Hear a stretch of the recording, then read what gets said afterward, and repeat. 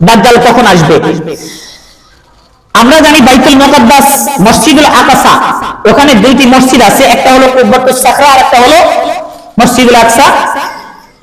সুলাইমান আলাইহিস সালাম যেটিকে নির্মাণ করেছিলেন, তো এইগুলোকে বলা হয় টেম্পল তাদের পরিভাষায়।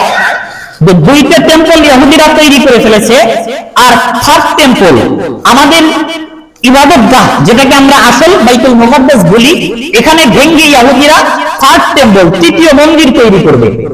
এই তৃতীয় মন্দির তৈরি করে এরপরে লাল একটি গরু তাদের প্রয়োজন হবে। দাজ্জাল কিন্তু হঠাৎ করে এখনো আসতে পারে, সবকিছু প্রস্তুতি সম্পন্ন হয়ে গেছে ইহুদিদের, আসে না কেন? তাওরাতের থিওরি অনুযায়ী, তাদের মন গড়া থিওরি আর কি, তাওরাত তো তারা পরিবর্তন করেছে, তাওরাতের বর্ণনা অনুযায়ী এই থার্ড টেম্পল, তৃতীয় মন্দির নির্মাণ না করা পর্যন্ত দাজ্জাল আসবে না। আর এই তৃতীয় মন্দির ইহুদিদের বিশ্বাস অনুযায়ী তৃতীয় মন্দির তারা ততক্ষণ পর্যন্ত তৈরি করতে পারবে না যতক্ষণ পর্যন্ত না তারা লাল একটা গরু খুঁজে পাবে। লাল গরুর ইতিহাস কি? আমরা মূসা আলাইহিস সালামের সময় একটা গরুর ইতিহাস শুনেছি আমরা।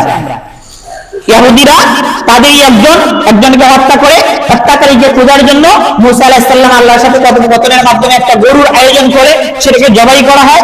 সেই গরুর একটি গোশত টুকরা মৃত ব্যক্তির শরীরের সাথে স্পর্শ করলে ওই মৃত ব্যক্তি জীবিত হয়ে বলে দেয় কে তাকে হত্যা করেছে। তো ওই তাদের বিকৃতি বিশ্বাস অনুযায়ী একটি লাল গরু তারা খুঁজতেছে। বিবিসির বরাতে বলা হয়েছে, ইতিহাসে বিবিসি বলছে যে লাল গরু নাকি ইহুদিরা পেয়ে গেছে।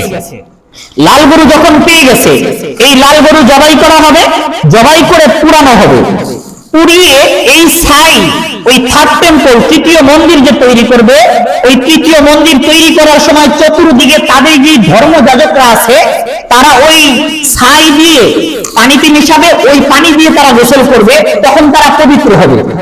যখন ধর্মযাজকরা পবিত্র হবে তখন তাদের এই তৃতীয় মন্দির তৈরি করা শুরু হবে। ভালো করে বুঝেন, ইহুদিদের বিশ্বাস অনুযায়ী এই বাইতুল মুকাদ্দাসের এই মসজিদকে ধ্বংস করে এখানে তারা থার্ড টেম্পল, তৃতীয় মন্দির তৈরি করবে। ততক্ষণ পর্যন্ত দাজ্জাল আসবে না এই মন্দির তৈরি না হলে। আর এই মন্দির তৈরি করতে পারবে না যতক্ষণ পর্যন্ত না তারা লাল গরু খুঁজতে পাবে। এখন ভাবতেছেন লাল গরুর কি অভাব নাকি? এই লাল গরু সেই লাল গরু না, এই লাল গরুর কিছু বৈশিষ্ট্য আছে। এক নাম্বার হলো এর প্রত্যেকটা চুল লাল হতে হবে, এটা কোনো খুঁত থাকতে পারবে না, এটা চাষাবাদে ব্যবহৃত হতে পারবে না, এবং এটা মানুষের কোনো কাজে ব্যবহৃত হতে পারবে না। এরকম নিখুঁত একটা লাল গরু তারা খুঁজতেছে। এই লাল গরুটা পাইলেই সেটাকে জবাই করবে, জবাই করে পুড়াবে, সেই ছাই পানিতে মিশায় সেই পানি দিয়ে ইহুদিরা গোসল করবে। তাদের ধর্মীয় বিশ্বাস অনুযায়ী পৃথিবীর সব ইহুদিরা এখন নাপাক। ওই লাল গরুর ছাই মিশ্রিত পানি দ্বারা গোসল না করলে ইহুদিরা পবিত্র হবে না। এটা হলে তাওরাতের পড়া, তাওরাত অনুযায়ী তাদের বিশ্বাস।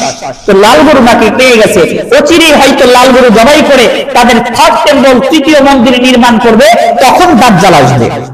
দাজ্জাল এসে পুরো পৃথিবীর সব মুসলমানের কাছে যাবে, গণহারে হত্যা করবে, মুসলমানদের মধ্যে একটা ত্রাস তৈরি হবে। এর 2 বছর পরে ঈসা আলাইহিস সালাম আসবে দাজ্জালকে হত্যা করার জন্য।